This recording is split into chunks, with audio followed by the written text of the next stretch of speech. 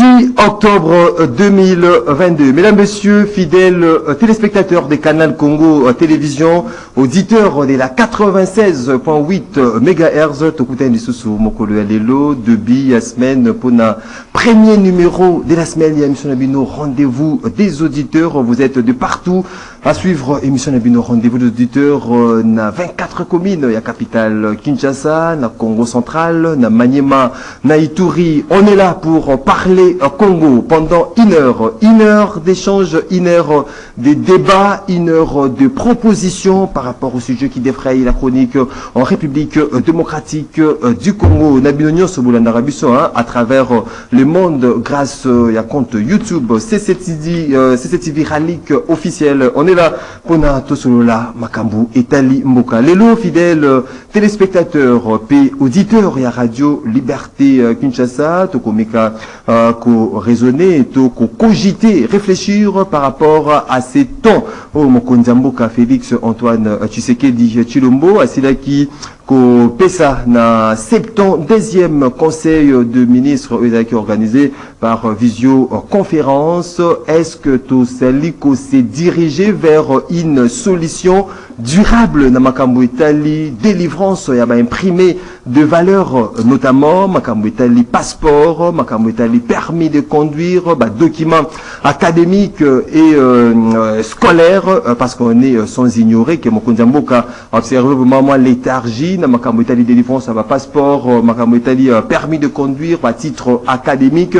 Il faudra observer plusieurs mois pour na la servi na ba document na oyo et là qui saka vraiment autorité, il y a l'état Mokonzamboka c'est de construire certains ministres, il y a secteur bakoka ko travailler le main dans la main pour na de la fin de cette année 2022 ba option ezala lever côté population akoka ko quota en possession na ba document wana dans un bref délai. Est-ce que vous allez ko diriger vers solution durable na makambo de délivrance, il y a imprimé de valeur toko beta masolo ala nabino, mais également toko solo la nakati émission rendez-vous des auditeurs.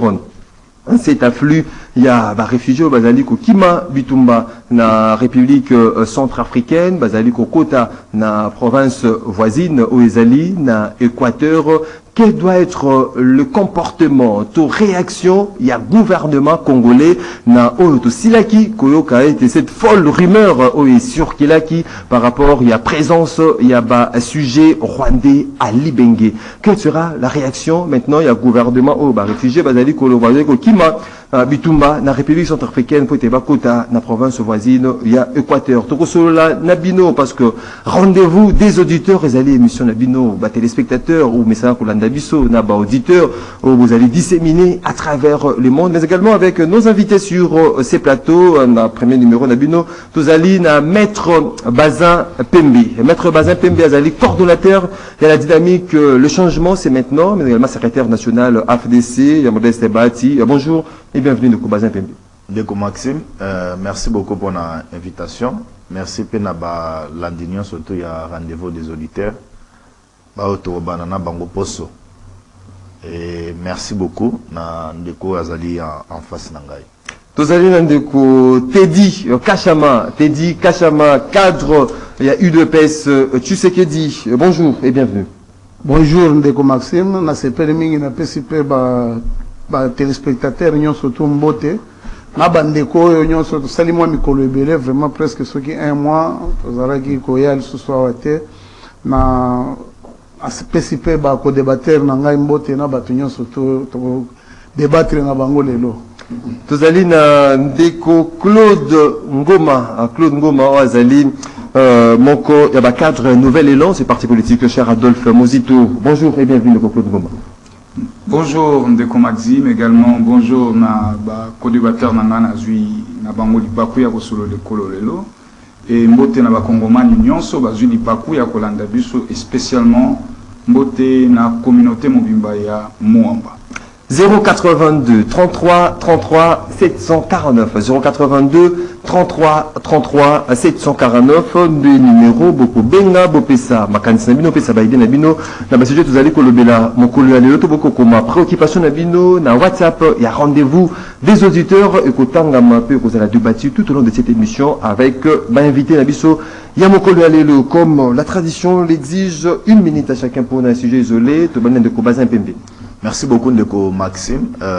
Nazali na sujet particulier nangai pour lancer un appel et pas président de la République, chef de l'État, et que même la gouverneur, il y a vu le province à Kinshasa, Ndeko Jantiningo Bilambaka, koyebisa ete asila ko lancer ba travaux pour na bosali ya pont o ezali ko relier Lemba Matete. Na niveau ya sous-région pont wana et c'est sili déjà depuis Kala, mais la population est bité à un problème. Azoiba comment ko accéder na pont wana te parce que nzele kangami alors que et c'est sili déjà. Donc sengeli batoba exploiter yango. Je ne sais pas tina lelo ni nezali ko zala bloquer. Yango na ko belela bango basali nzela kitoko basali po moko kitoko basunga biso pe toyeba ko zala na accès facile na nzela wana te ko zala très bien parce que ninge bato bazali ko dévier pona okoma matete bazozo à partir ya échangeur ba koti matete. Ça nous prend vraiment du temps et ça consomme trop. Na kosenga bango soki bayoki mbela na ngai na muto ali boso na telemaki pona kobela makambo ya pont wana et salemi lelo c'est une joie, mais j'aimerais que cette joie ça soit transformée tango bato bakoyiba ba usager bakoyiba comment ko exploiter nzela wana. Merci beaucoup. On de côté Dikashama. Oui, na une minute nanga na ko salana no moi rappel mukena ba travaux oyo salema na niveau ya Kinshasa. Ba travaux ya ba nzela oyo na banani makamunyo surtout to sengi vraiment mbula yango ebandi. Il faut ba accélérer vraiment ba travaux na sepeli na moni ndenge ba tche niveau ya béton ba tche na nani na Kapela sous le leadership ya OVD na bande konyo surtout na profiter pe pona ko benda conscience ya ba mingi ya ba ministre ya ba bao baza en détention bao détenir ba portefeuille de l'état ou bao chikonomé bato tout ça comme on a que il paraîtrait ba pression moko ya makasi so salema na ba comité de gestion tout le monde net na ba OCC na ba on trouve là-bas que eza na ba moins perturbation na ba moins pression moko so ke na ko salema toko telemele yango tozo landela ba makambo yango nyonso tout na ba entreprise nyonso ba nommer bato ba DG wana ils doivent se sentir libre. Se sentir, il faut basala musala pour être bapesa les meilleurs d'eux-mêmes na population basepela. To senga pena bandeko ya IGF ba en contrôlant ba yeba pe façon nini ya ko libéraka de façon que bon fonctionnement ya ba entreprise na ba institution et salema. Il ne faut pas que bloquer ba makamunyo surtout te pona ba paiement eko zala malamu mingi. Merci de côté Dikashama maître Claude Ngoma. Merci ndeko na ngai nakokende koloba likambo etali banzela mingi na commune ya Matete na commune ya Lemba o banzela réalité na commune ya Matete sokozui frontière aveni babengaka frontière yali na collecteur ya monene o ememaka mai nyonso ekouta Kisenso na quartier Ngomba ekitaka wana mena bisio collecteur wana eza bouché o tozokende 3 ans bakiraka yango te. Or collecteur wana monene ememaka mai tina niveau ya parquet koleka na nzela ya Kinsako tie bimisongo na mai ya Matete nzela wana collecteur nyonso eza ya kokanga okoleka koyeba te ke awa collecteur ezalaki zelo etonda Matiti etonda okoti à 100 mètres na parquet ya Matete tozali na quartier Kinsako fulu ya 10 mètres eza wana et que bana bazo vivre wana na ba condition ya mabe malade ko gete bana boyena misu. Alors nazo senga aw na autorité urbaine baluka moyen tout bâti ba moyen en place pour que baya ko bimisa nzela na mvule bandi mvula lere ko banda bokumona tokozonga lisusu na ba situation moko ezalaka te oye kozwa nzela ya Malandi virage ya maternité Malandi nzela wana ekatana ezwa ebima nzela na ti la gare et ko bima na boulevard ya Lumumba. Donc nazo ko interpeller bango basala na lombango mosolo ba biseki biso ezali mais pona nini bakotika Matete na condition wana pon ya kiyimbi ndeko na ngai kala te kokweya pon o ezorelier Matete na Lemba côté église francophone, il y a protestant. Pon wana na seseliami mabanga seliami. Donc ceux qui m'ont la misa te kwe ya malam pon wana ko bukana.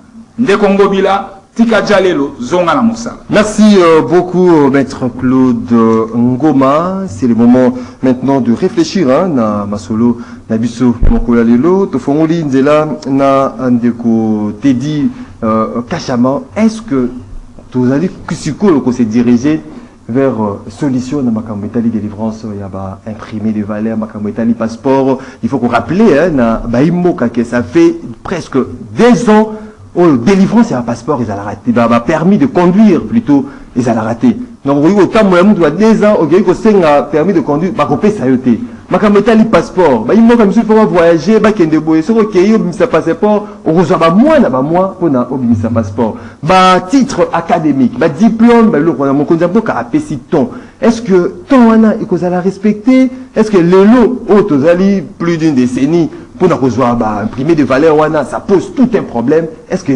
ton ya mokonza mboka isozali ko kinesko yo vers solution na makambo etali délivrance na imprimé de valeur? Non, ya motuya na sepelaka mingi na attitude ya mokonzi ya mboka vraiment. Ça se voit qu'il est vraiment proche de la population. Aza koyeba nyoso tout. Pour na moni yo lobi kama makambo ba imprimer de valeur. Il avait même tourné aussi sur le fonctionnement de la justice oyo a déploraki. Pour na komona ba makambo nenge za ko salema. Parce que lui il est en train de parler il y a l'indépendance il y a justice. Pour na makambo lobi ba imprimer de valeur na moni il y a une société qu'on a mis là-bas, une société moko ezawana pona ba permis de conduire. Au mona ki yo moko comment est-ce que bande ko basa ko subir tracasserie na niveau ya ville. Hein? Oh, mon policier a kanga mutu. Oh, pesa permis de conduire. J'ai permis de conduire. Et là, il y a ma belle sécurité. Na moni air bâti société moko ya balma. Oh, ezako na mona ki basa ko tonga déjà babiloko wana po banda ko produire yango. Mais na moni ba agent ya transport bazo de manifester ba lobi biso to lié la na ba permis de conduire. Moni ya na ba permis de conduire ndengeni. Tu vois, c'est pour cela que le président vraiment, nous avons aimé, suivi Nayowana. Lui, quand il tourne, il y a toujours des solutions. C'est pour cela que nous avons sa bande de Gonabiso. Il y a un discours. Non, il y a un discours. On vit cette réalité. Plusieurs années, on vivait d'abord la réalité. Il y a un passeport. On les a dit pour nous. Nous, on a déjà maintenant ce que nous avons passeport. Pachaki yango prix nyonso mutu to ayebi yango $99 na ba frais ya mike $9 ala kenya $9 soko zongo après non problème non to pesa ba ba information ya $9 c'est on dit montant officiel au gouvernement a communiqué $9 quand le gouvernement a communiqué si vous partez là-bas OK na ba banque au fouti so OK na banque au kuta eza na FNB bank so ki na banque nini wana au euro au kendo fouti non à $9. Si vous voyez, il y a vraiment une nette amélioration. Et ça a une rupture de stock. Ministre il y a affaires étrangères à Kenya Kosala, Oyo eza détenu na ba allié na biso, bandego ensemble que je salue parce que jusqu'à preuve du contraire baza ba allié na biso na niveau de transport basala pour être un Congolais. Un détenant d'un véhicule a comment vraiment identifié. Le chauffeur à ce temps, j'ai aimé qu'à son temps, on a le discours avec les communiqués. Qui est à l'objet, aux autres Kangamoutou, qui peut se permis de conduire. Permis de conduire, c'est pour vous dire que, niveau même président, qui est trop proche de la population, c'est ça l'essentiel. Quand il a donné, il va donner l'ordre, il a donné l'ordre au gouvernement et au ministre sectoriel de faire exécuter vraiment cette loi-là, parce que c'est pour le bien-être de la population. Le bien-être, il y a bateau, merci de côté de Kassamandeko, Claude Ngoma, Félix Tshisekedi a tonné, a jugé, retard accumulé comme inadmissible le fait que délivrance, il y a un document où il matérialise la autorité, il y a l'État, et il qu'on se posé problème pour la délivrance, na baimbo, comme demandeur, il y a passeport, permis de conduire. Est-ce que tu faire foi na maluba? Il y a mon compte que le ministre sectoriel va s'impliquer pour faciliter comme la délivrance, il y a imprimé des valeurs.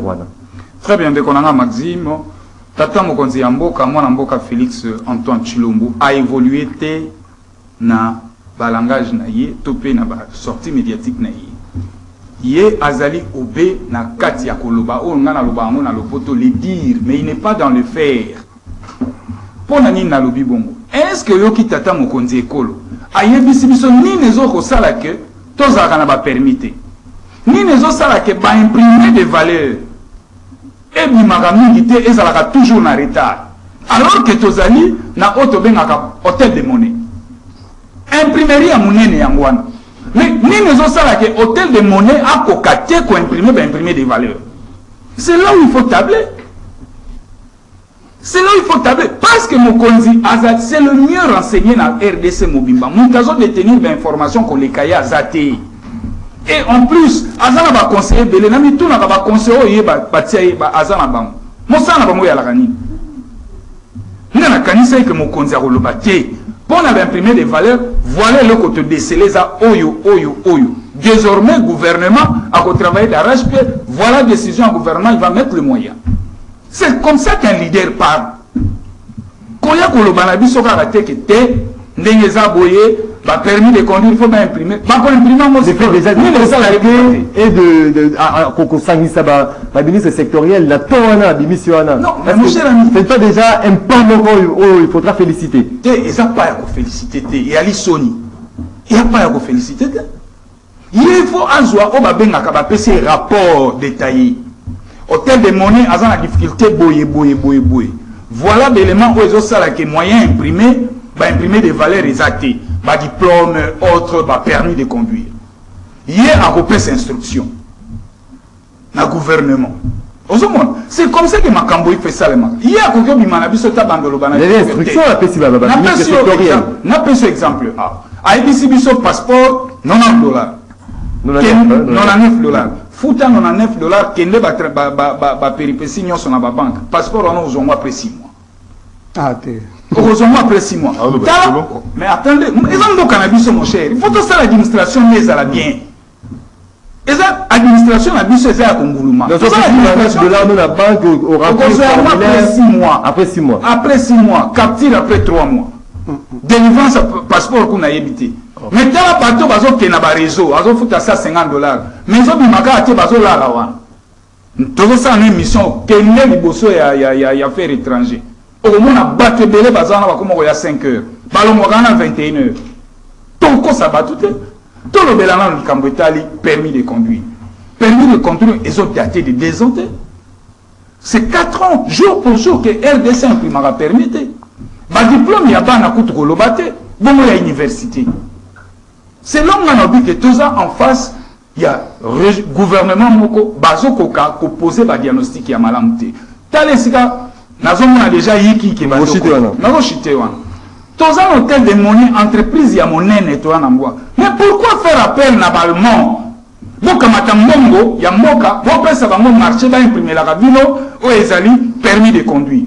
Alors que mbongo bo pesa balmont na marché wana. Si bozu ya mbogo injectant na banque na hôtel de monnaie. Tout ça c'est parce que Molimo Chop Chop est allé. Merci beaucoup. Na marché, Aligna a gagné un pourcentage na Simanango. Yango na obi que entreprise ou wala photo tanango bien. Merci beaucoup de Claude Goma Ndeko Bazin Pembe. Et comment baïmo transforme au monde comme si et comment normal. On voit aussi la classe avec diplôme l'état, diplôme il y a université pour nous voir tout un problème. Ça fait plusieurs années. Ça date pas dans le régime de Tshisekedi. Est-ce que cette fois-ci, tout le monde a jusqu'au Maloba, a tourné et que Makambo a changé désormais pour la idée que non, si on a un diplôme, il faut faire la 5 ans, là c'est la 3 ans, pour un passeport, il faut passer 2 mois dans le ministère des Affaires étrangères. Ndeko Maxime, merci beaucoup pour la question. La ligne a rappelé na Baimboka que nyonso to sala na République démocratique du Congo. ezalaka réglementé. Même les imprimés de valeur ezali réglementés en République démocratique du Congo. Il y a certains imprimés de valeur où ezali kokota na ba recettes, ezali régénérateurs, ce que je veux dire. Ezali ba imprimé de valeur moko et où tout ça na mona kati mboka ezali régénérateur, il y a ba recettes.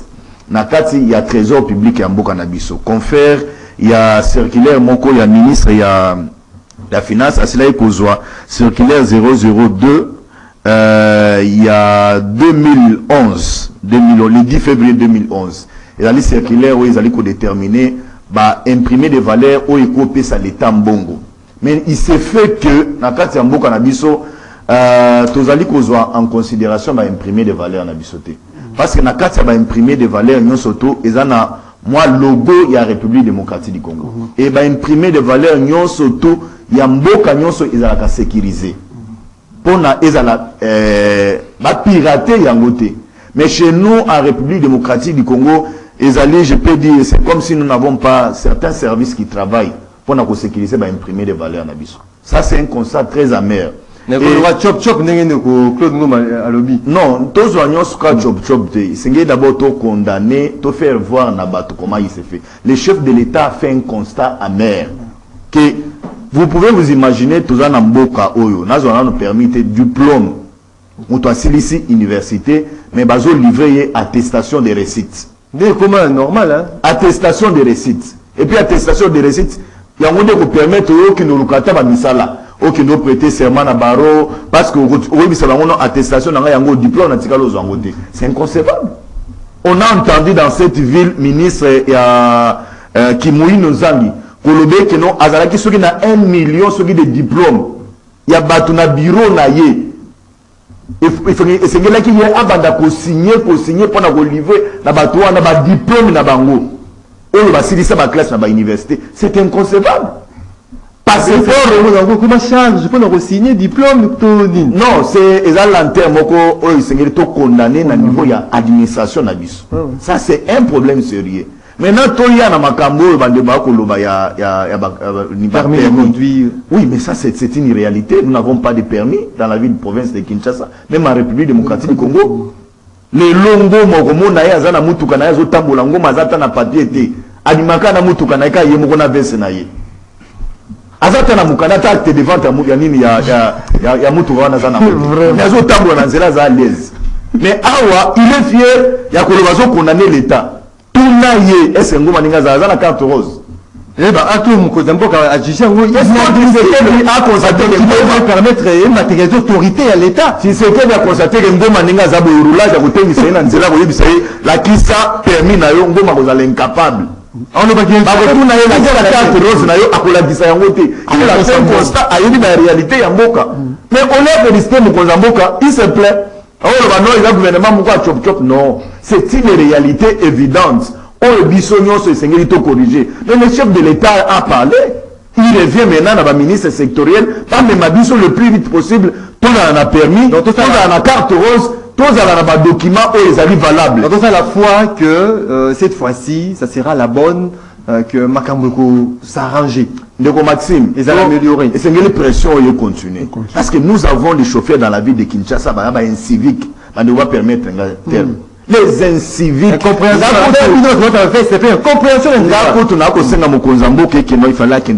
Pourquoi pas ne pas retourner au système Yamouze na Katsavilo? Dans la ville de Kinshasa, il y a une impunité notoire.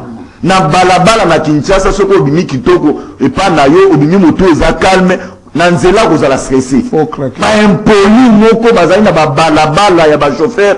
Bon, aux gens na idée. Donc la ville doit être réglementée. Merci beaucoup. La ville doit être réglementée. Il faut être causala un peu sérieux vis-à-vis de vous-même. Dans ces pays, nous avons un passeport le plus cher. Il y a un pays en Afrique centrale. Mais aujourd'hui, ce qu'on s'allie des marches normales, dans 3 jours, on a un passeport. Oui, mais reste des formalités, Ngoma, au fond de moi. Merci beaucoup. Nana, tu fais une accusation, tu fais ça. Tu écoutes un ensemble. Merci beaucoup, merci beaucoup. Maître Fall Mamba. Tu es dans la vie de Kinshasa, tu vis les réalités de Kinshasa. Maître Fall Mamba, cadre AC, Jean-Marc Kabound. Bonjour et bienvenue d'abord. Merci. Tu s'excuser une fois de plus pour un retard. Ils ont dit à embouteillage. Toujours les embouteillages. Tout ça, il m'a cassé. Moi, comme avant, mais embouteillage a empêché du show. C'est vraiment ma excuse. Lecture de Fénon de Fall Mamba, ton exprimé par le chef de l'État, Maramouda, délivrance, va accélérer délivrance et va imprimer des valeurs. Merci beaucoup, mon Amboka. Nathalie n'a pas si bas téléspectateurs, n'a pas si peu bas co-débatteur, n'a pas beauté, mais Ndeko Ngomba, Ndeko Bazin, et puis de côté éducation. De côté dit, voilà, n'a pas si beauté, plus particulièrement, n'a prisonnier individuel et personnel, il y a Ndeko Tshisekedi, Oyazana Makala, na Kombo Bongwana, il y a Jama Kabound à Kabound. Moi, il n'a pas si bien déjà Moussala, Bobanda déjà Kokoma. Obandi. Bon, moi, Namboka. Et donc, il faut que comprendre très important, c'est que nous sommes en train de faire face à la crise de leadership criante. Dans les chefs, il y a M. Tshisekedi. Vous allez comprendre que Tshisekedi au pouvoir, plus de 3 ans passés, merci de Kobazin. Nous avons précisé par téléspectateurs à précision. C'est aujourd'hui que Tshisekedi va devoir constater par rapport à l'administration. Il y a des délivrance, il y a des documents officiels. Merci beaucoup pour cette information. C'est l'irresponsabilité du pouvoir en place. C'est plus de 3 ans que M. Tshisekedi est au pouvoir. Et c'est maintenant que M. Tshisekedi va devoir constater cela. Et puis, il peut constater la mission générale, il y a la délivrance, il y a des documents, c'est tout un problème. Il y a dès cela plusieurs années. Merci beaucoup. Mais pourquoi l'avenir à M. Tshisekedi au pouvoir? C'était pour pallier vis-à-vis de Nyonso Oyo. C'était pour amener votre problème à changement. On peut faire de même avis. Une fois que Tshisekedi au pouvoir, et si c'est qui espoir, n'a pas eu comme moment Nyonso. Au Congo, la cabine de passation pacifique, il y a pouvoir. Au Congolais, Nyonso Suitaki. Mais une fois que M. Tshisekedi est au pouvoir, c'est le même discours. Qu'est-ce que le Congolais va constater? Crise de leadership criante. Nous avons un foité que Maramou s'est amélioré. Ici, il n'y a pas question de foi. Est-ce qu'il y a un discours? Ce qu'on dit que foi, va Bibilia Anayo, qui est Tanga au pour la foi. Le peuple a voté M. Tshisekedi sur base de résultats, sur base de projet de société, où il y a qui contrat, où il y a qui la population. Au jour d'aujourd'hui, M. Tshisekedi est traité comme un traître pour ne pas être en mesure de répondre à la projet de société naïe.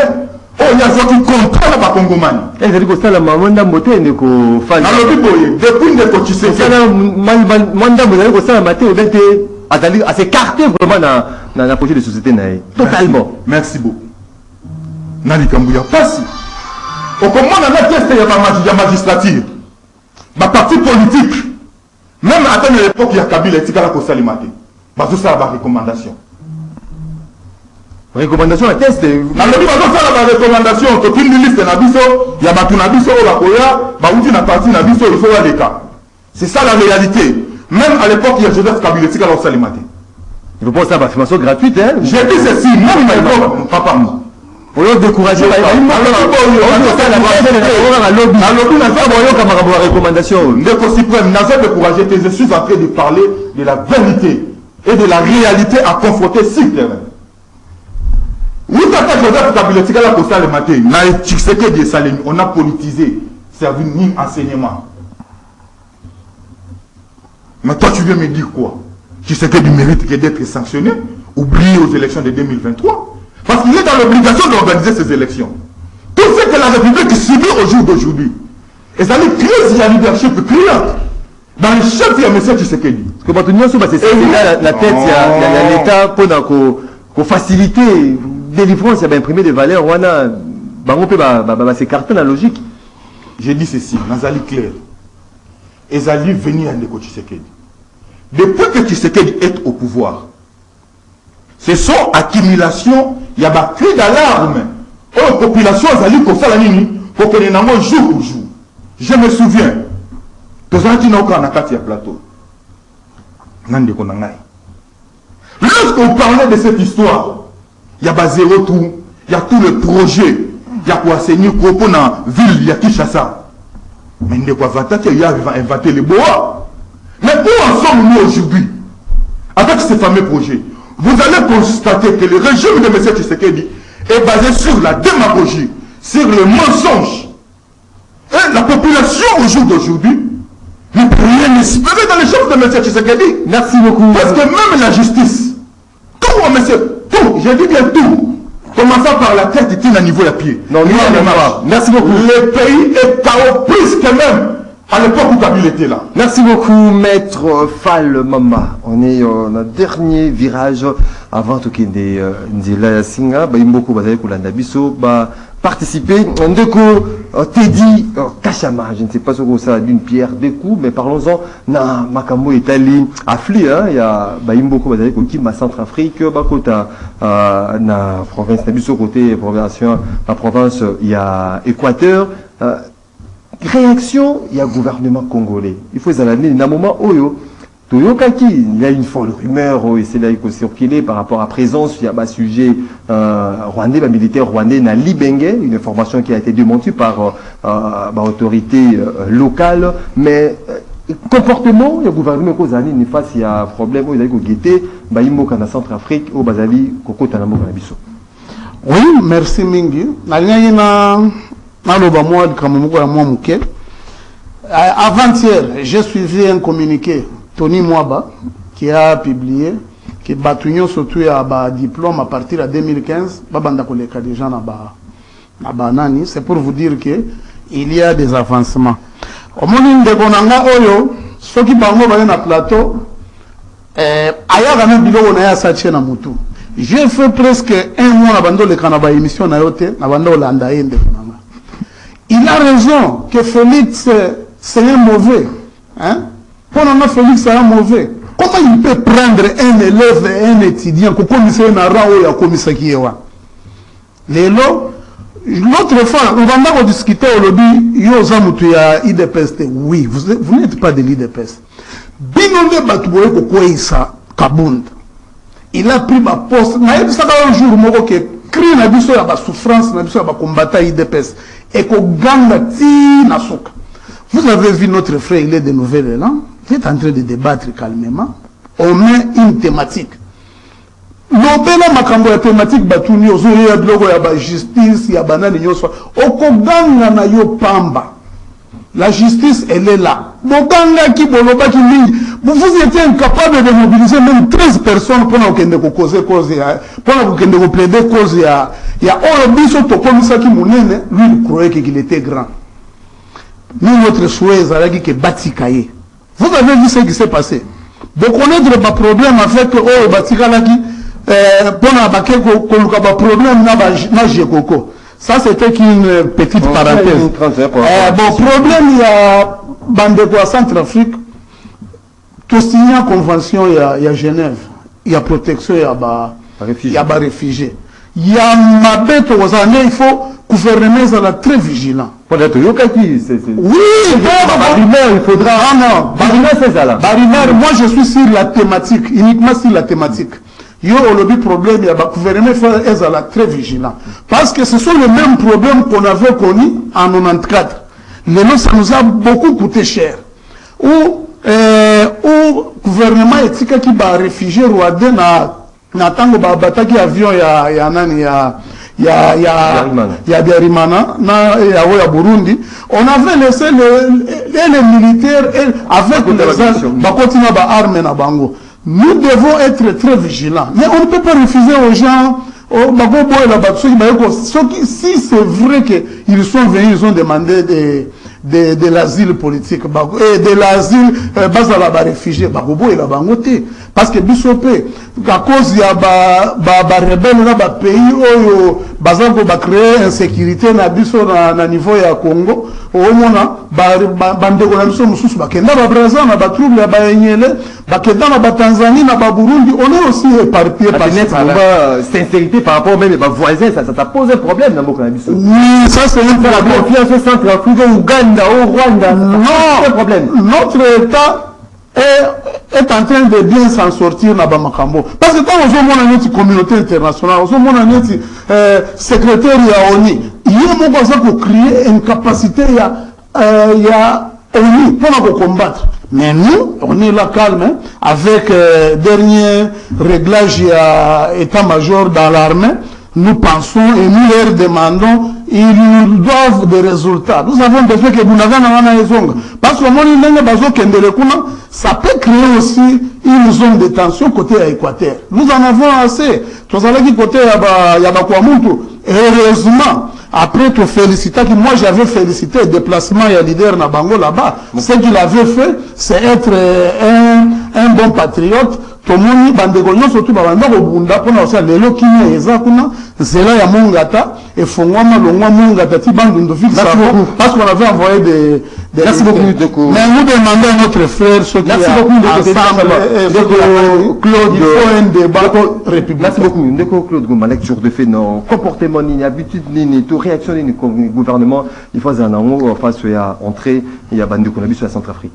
Ndeko Maxime na kosala l'économie ya ngonga na ngai nazonga muke na o Italie de livrance ya ba permis de conduire na kosenga na tata mokonzi ekolo mwana mboka Antoine Chilombo boya marché oyo bayeli yo wana ya société allemande moto aye nango aza na bintérêt bakosote bakobanda kosa yo ti wapi zwa mbongo bolingi bopesa na société allemande wana bopesa yango na hôtel de monnaie parce que siko wapi indépendance na biso na permis ya pamba papa ya ba kosalela biso siko tokobengelo beton ya nini tokobengelo beton ya nini batika kokosa yo kamata mosolo oyo yo lingo kopesa na société allemande bazwa yango bapesa yango na hôtel de monnaie kosala mosala na ye nazongi na o Italie afri ya ba réfugié bauti Centrafrique bakoti pa na biso ndeko na nga na plaidaka toujours pour la réforme ya DGM na biso. Okay.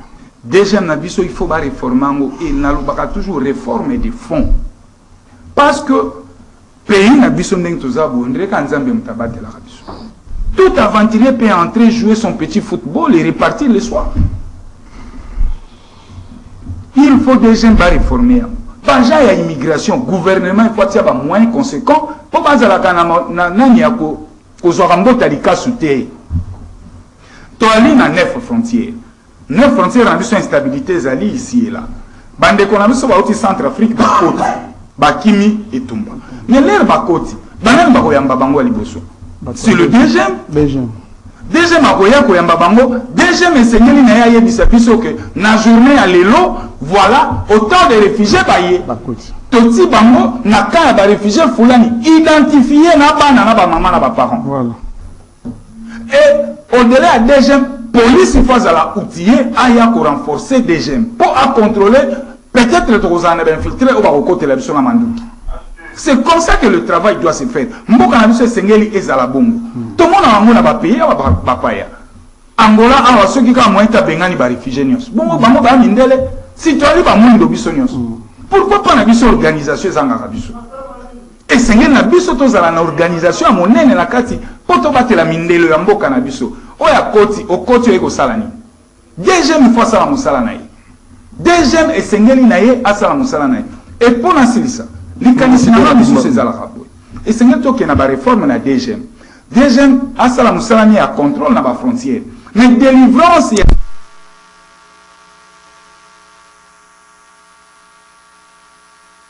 un problème où vous avez que c'est un DG à SNEL. DG à SNEL, vraiment il faut travailler beaucoup plus pour la stabilité. Il y a courant dans un centre-ville où vous allez poser vraiment énorme problème. Mikolo Alelo dans la capitale Kinshasa. Un deko bazin Pembe.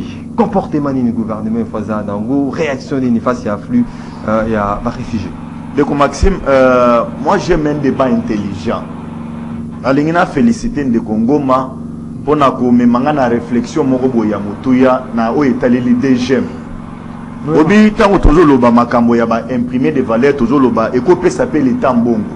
Même DGM paye. Ils ont régime moko régénérer ba recette. Il y a ma casse pour l'état. Mais qu'est-ce qui s'est fait aujourd'hui dans ba DGM? Là on a DGM la province a vu la Kinshasa. Ce sont les affairistes. Parce que les affairistes agent mon ko ya DGM à cause de la 5 Libanais au ya Girac. Alors on a dit 20 passeports il y a Libanais au ya Girac. Libanais a commis l'aéroport, on a passeport à Mabé, à Kobenga ye aya sali ba intervention. Ba pénalité au ye futa maka, place mbongo kendara eye ba na raté. Nana Kobenga pe na IGF. Akende pe na mpe na DGM, akenda ko contrôler bango. Okokuta liboso ya bureau na bango, agent ya DGM, un agent simple, ana mutuka TX. Ana mutuka moko taliboye, aleke kutuna ministre na mena mandataire. Il trouve cet argent où? Ce sont les choses que nous devons réfléchir pour na kosunga mboka. Et je remercie Ndeko Ngoma pour le kwana. Naya na makambo ba réfugiés. Je vais rester sur le plan légal. 2 minutes. Hein? Ah, courant qui n'a été Ndeko. Je vais le correctement. Ndeko Bob, Fall Mamba. Ndeko, Oebi, il faut Maramusu, il faut ça la Rayosoni. Je comprends que aux ajuster dans la communication na yote. S'il y a des irresponsables, il y a Liboso. Ils allaient bino bato à courte joana Kabound na bino.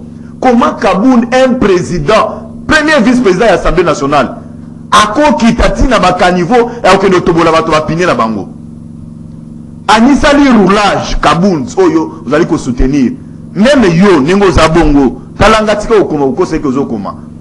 Ningo zabongo, okoki se transformer na roulage te. Parce que tu n'as pas compétence. Oza ndingisa wana te, mais si c'est que dans le milieu, nous avons une carte, nous avons un diplôme, nous avons depuis aussi sa classe, et c'est pas passer au diplôme. C'est un irresponsable. Entre eux, c'est que nous sommes irresponsables.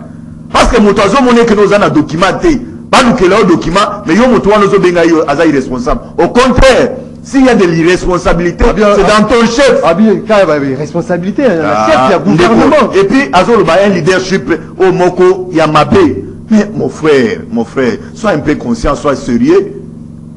Vous là, vous avez trompé Kabound dans sa communication. Le Londé et Mébino Bozabato courte, j'en ai besoin. Honte à toi, j'en ai Bisarayofal.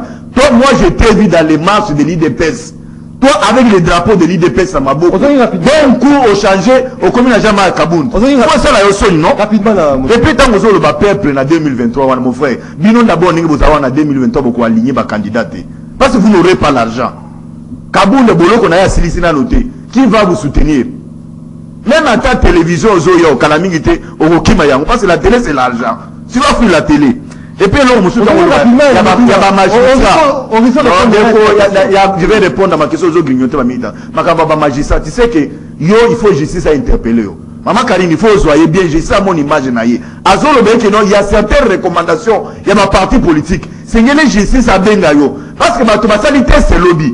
Mais il y a la télévision avec audace Nyonso. Il y a certaines recommandations. D'abord, aux autres, il y a climat et méfiance. Dans le bateau, il y a examen lobby.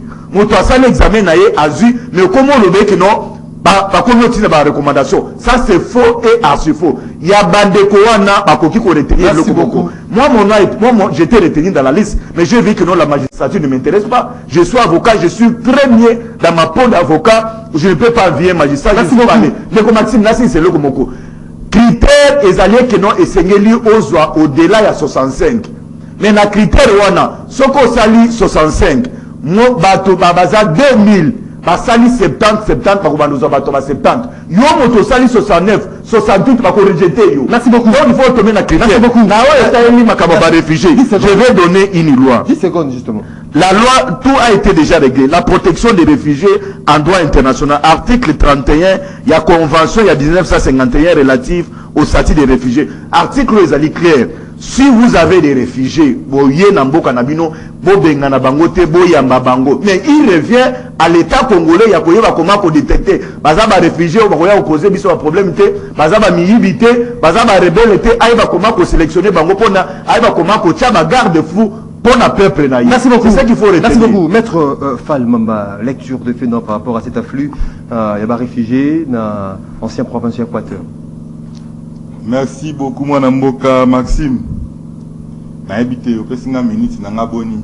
Vous allez dans le ballon. Vous allez côté la montre. Vous avez 3 minutes. Oui. Pour nana kende kaka na minutes na ngai. Omoni hein. Omoni yende ko bazin za agité. Alobaki ke. D'entrée de jeu, quand je prends la parole. Ozolia ba minutes na yo, ozolia ba minutes na yo qui est essentiel. Tu as noté ce que je tente de dire, allons-y. Le plus tôt possible. D'abord, en premier lieu, Nazo Kabola, Otokobenga, sympathie nanga ndeko Jimmy Kitenge, Oyazali gravement malade, na niveau ya prison centrale ya Makala, ndeko Jimmy Kitenge, Oya Betamaki Makasi na niveau ya Aner, Tikoto Azakuna na prison Makala, ndeko Jimmy Kitenge est gravement malade, Makolezo Vimba, na Maboko, évacuation na ezali presque. Vous avez un rapport à médecin. Vous avez un rapport à médecin. Naye Awa, le plus tôt possible. Tu n'as même pas un rapport. Ozomona, ton invité qui est membre de l'IDPS, il dit ceci.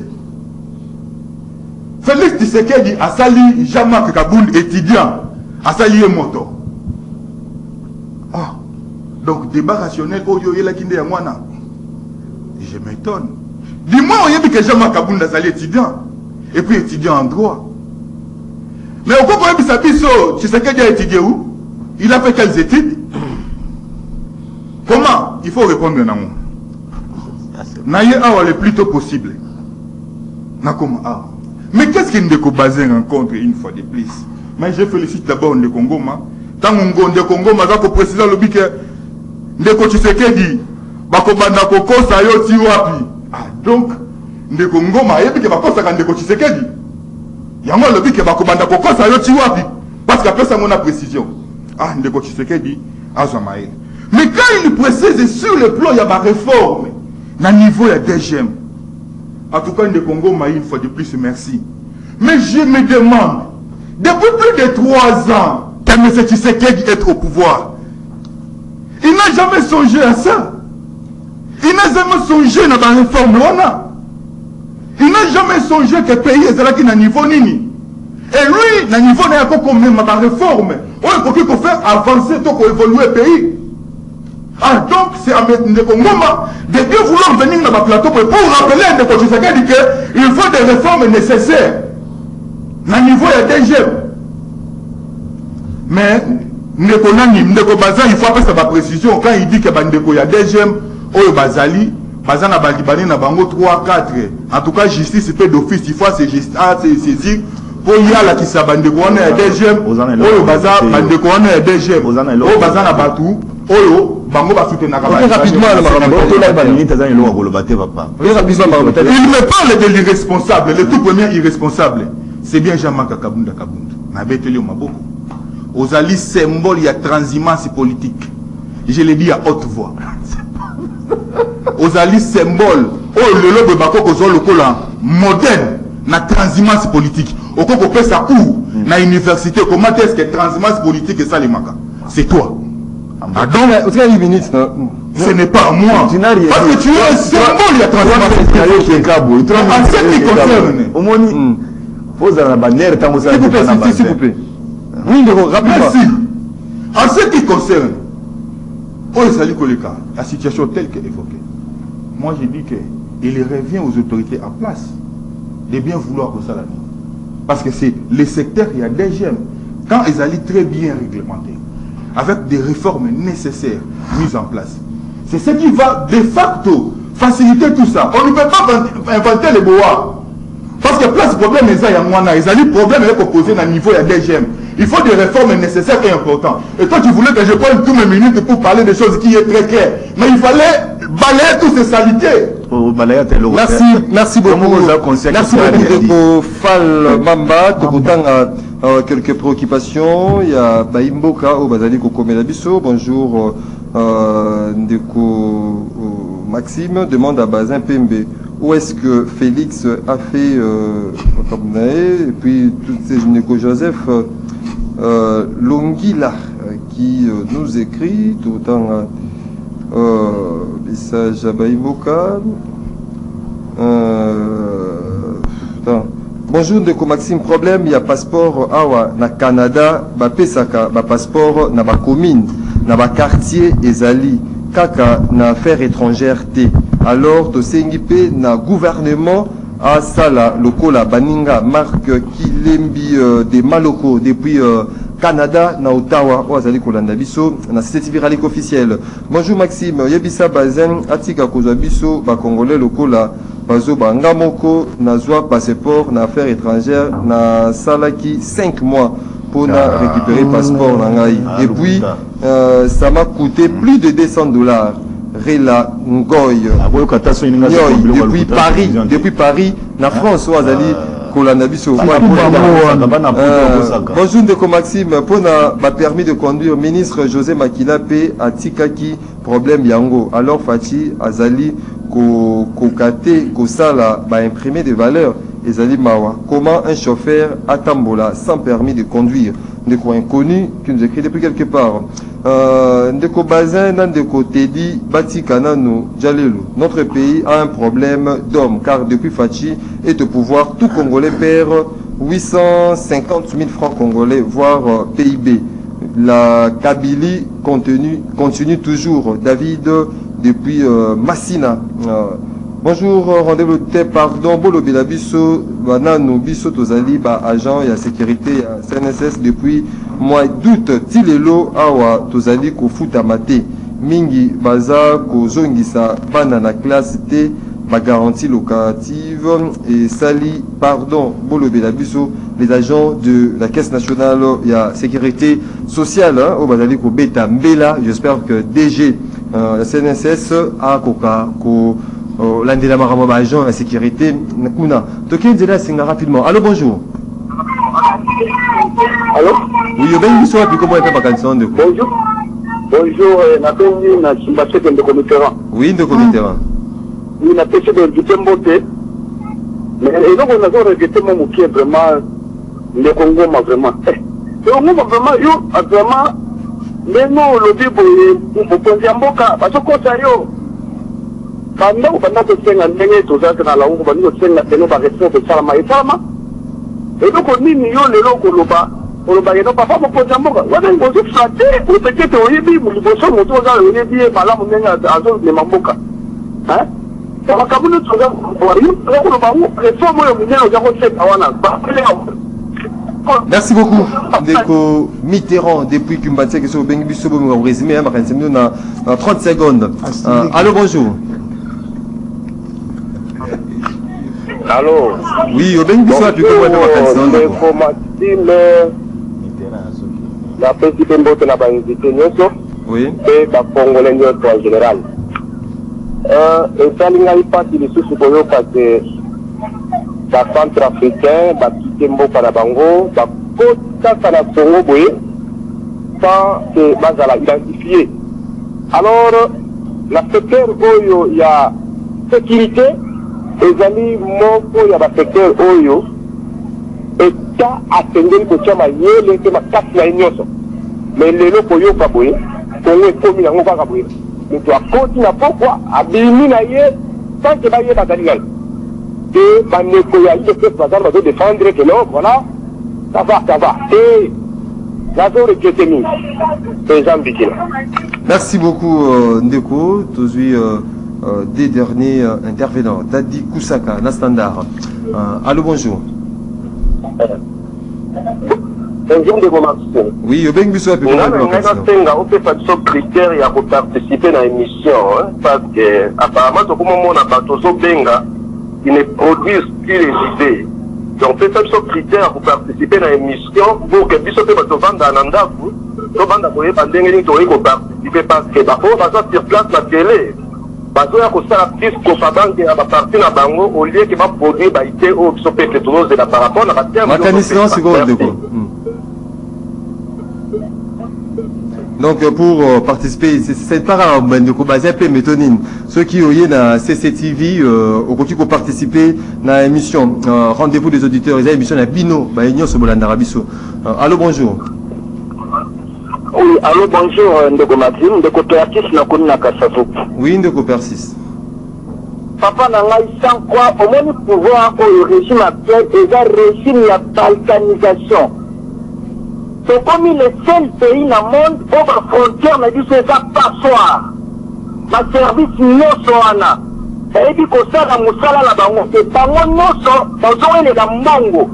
Mais pour le sécuriser la frontière me dit c'est l'autre côté. Maintenant nous sommes en Loyamba. Mais ici la bango c'est dit tenir dans zone ango. Comme si la pays pour aller on a pas une kabiso, pas via kabiso. Est-ce que nous avons une intention ni? Vous dites pas passeport, vous avez fait un musicien oh. Parce que nous avons des bêtises de l'Ibanda. Mais la carte en boca pour faire passeport, c'est tout un problème. Merci beaucoup. Merci beaucoup, Ndeko Persis. Tu as quelques messages. Après, tu as cité la mission bonjour Ndeko Maxime. Mais tu as battu IDPS Makambu ya Kasa ina Katanga.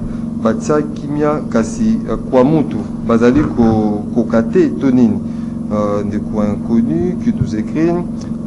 Bonjour Ndeko Maxime, nous avons besoin de nos diplômes à l'université de Kinshasa. Dites-nous où sommes-nous avec le dossier 500 000 $ volatilisé à Kinshasa au ministère provincial des Finances. Ingénieur Mwanza depuis commune, il y a Massina. Bonjour Ndeko Maxime, Sabazin, Atika Kouzaba Congolais, le coup là, Zoba Naye, passeport, il y a sali 5 mois, c'est Ndeko Loto, à Comédie Bissot. Depuis quelque part à Kinshasa. Bonjour, Bissot Dozo, c'est la Félix en 2023 à Tika Congo. C'est Joël Ndata depuis commune Yalivolo. C'était le moment, il y a des téléspectateurs, des auditeurs, Dozo Ngina Plateau pour conclure, na bande de Bissot de côté d'Ikachama, 1 minute, à la lumière, il y a réaction, il y a Baimboka. Non, na sepeli mingi, na bande ko, babengi, na comprendre que au moins neti ndeko na biso Mitterrand wana alingaka kaka bato ba tango ba ko critiquer nde akoloba mingi mais na hina lobela ndeko alobaki que ça fait 3 ans que Félix aza wana et ba agent oyo ya deuxième baza sikoyo aza bato tango Kabunda zalaki c'est lui qui les avait proposé ya mibale biso na parti départ ya Kabunda za lokola libération au moins le week-end passé le secrétaire général Kabouya Azokende na Kisangani, il a pu distribuer plus de 3000 chaises na ba fédération kaka ya Kinshasa. Akabeli bango bayaki ba pesipo ba alimentango ba kende kona. C'est pour vous dire que les partis sans notre frère qu'on avait mis beaucoup d'espoir en lui, et ça qu'on fonctionnait bien. Na likambo alobaki ya zéro trou. C'est un travail qui est impeccable. Jusque-là, ils ont qu'une bien. Comme la deuxième phase koto. Na goyo sanande konanga oyo alobi pona problème à Kasai na Katanga que kwa mutu, il y a eu déjà des solutions. Batinda qui près de 2000 militaires. Là les longs, so que bis ya GTT ou que Bandunduville ti Mongata. À chaque périmètre, bache basoda. Kimia ezali. Merci beaucoup. Mikolo, malgré tout moi, banani, mais c'est déjà bien. Ndeko Claude Ngoma. La conclusion, Ndeko Maxime, beta toujours mbela na nzela ya ba réforme. Et sengel na biso to sala ba réforme de fond pour na armée na biso to asiniri yango to dité yango. Et sengel na biso to sala ba réforme de fond na deux jeunes, ba réforme socio-économique. Pour que Congo ait la Congo. Sans réforme, Congo n'a biso toko bimate na katia marasme ya crise ou tozana mo instabilité. Pourquoi? Et c'est na biso chaque province azalaka na auto bengaka base militaire. Mais soko tali lelo Congo ba province musu bazana ba base militaire te. Ndaki salama indombe na kwa muntu lere indaki il fallait renforcer uta Kinshasa. Alors ndeni toko battre la province na biso. Nazo senga tata mokonzi ya ekolo na le général Bautiko Kota en fonction, Christian Chiwewe, a kokenda na dynamique wana ba réforme pour ba doter chaque province na otobengaka donc base militaire. Ce qui est normani na katanga toyebi to na base kuna renfort egoya ndebongo to ko battre la mindelo ya mboka na biso. Merci beaucoup Ndeko Bazin Pembe. na sepeli na intervention ya ndeko moko na éviter ce qui a binga parti à étranger oyo a Pendant la commune et sengeli ko décentraliser certains imprimés et depuis Ottawa na Canada. C'est une bonne réflexion. Très bonne réflexion. Parce que soko ke lelo na ba commune na biso nyonso to okuta ba service nyonso ezali wana. Un service à population. Donc ceux qui vont décentraliser biloko wana ekozala bien ça ezoko taper na cadre ya ba réforme, mais les gens doivent comprendre que nous avons pris un pays dans un trou profond.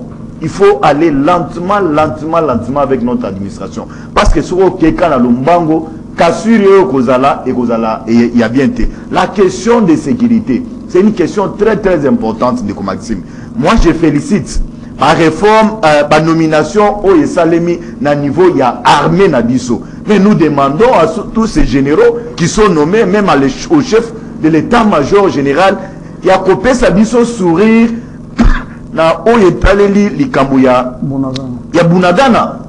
Tolingi tout monde a bango na ba photo te ba image te, non, nous voulons vous voir sur terrain répondre à un besoin pressant.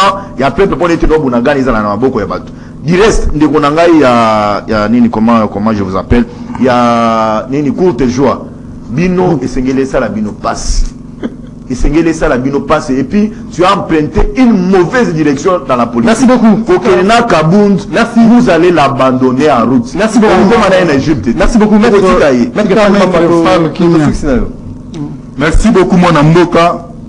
Les alaba téléspectateurs va comprendre qui que présence nanga katangu na ye ndeko telina ndeko bazin bazaki malale. Mais na félicité ndeko Mitterrand oyo alandi débat vraiment débat na fond alobi ke apesipe ndeko ndeko tedi na ndeko bazin conseil batika kijale na plateau. Merci beaucoup ndeko Mitterrand. Deuxièmement nalobi pona pour préciser pas ndeko tedi Augustin Kabouya est le secrétaire général le plus médiocre de la parti politique Vous savez quoi? Peut-être que je pourrais chuter par là. Je veux féliciter Félix Tshisekedi. Pourquoi? Parce que c'est un bon élève. Il y a Joseph Kabila. Tu connais la méthodologie de Joseph Kabila? À la veille, il faut pousser dans l'élection. À la veille, il faut pousser dans l'élection. Joseph Kabila Banda qui constate toujours la réforme sur le plan armé.